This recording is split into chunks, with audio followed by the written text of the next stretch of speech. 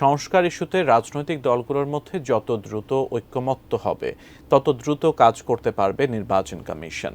একথা জানিয়েছেন নির্বাচন কমিশনার আব্দুর রহমানুল মাসুদ। অবাধ ও সুষ্ঠু নির্বাচন আয়োজনের পাশাপাশি নিশ্চয়তা দিয়েছেন দিনের ভোট রাতে না হওয়ার। প্রধান উপদেষ্টা ডক্টর মোহাম্মদ ইউনূসের কাছে যে 4টি কমিশন প্রতিবেদন জমা দিয়েছে তার একটি নির্বাচন ব্যবস্থা সংস্কার কমিশন।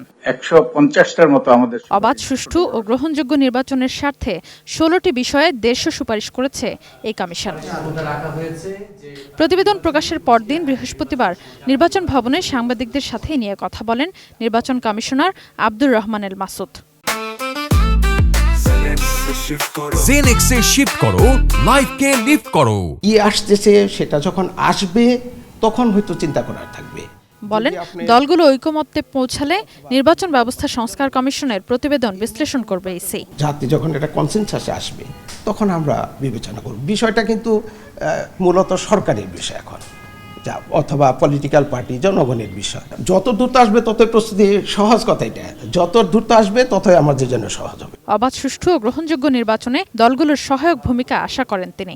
নির্বাচনে অংশগ্রহণ করবে যে সমস্ত দল, তাদের যে আচরণ, তাদের যে মনোভাব, সেটা অবশ্যই নির্বাচনের জন্য সহায়ক না হলে তো সঠিক নির্বাচন করা কঠিন হবে। এ সময় সাংবাদিকদের প্রশ্নের জবাবে তিনি বলেন, বিতর্কিত নির্বাচন চায় না কমিশন। সুন্দর, নিরপেক্ষ, প্রভাবমুক্ত একটা ভোট বা গ্রহণযোগ্য একটা ভোট দেওয়ার জন্য আমরা সাংবিধানিকভাবে দায়বদ্ধতা আমাদের আছে।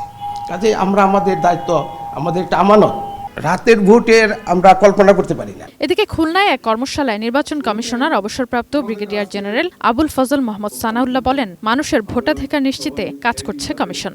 আমরা পূর্ণাঙ্গ ভোটার তালিকা নিয়ে বাড়ি বাড়ি যাব, একটি একটি করে ভোটারের তালিকা চেক করে দেখব যে এটা ঠিক আছে না ঠিক নাই, যাতে করে ভবিষ্যতে আমাদের এই যে সন্দেহ, এই সন্দেহ যেন আমরা দূর করতে পারি। Sadia Afroz, ATN news, Dhaka.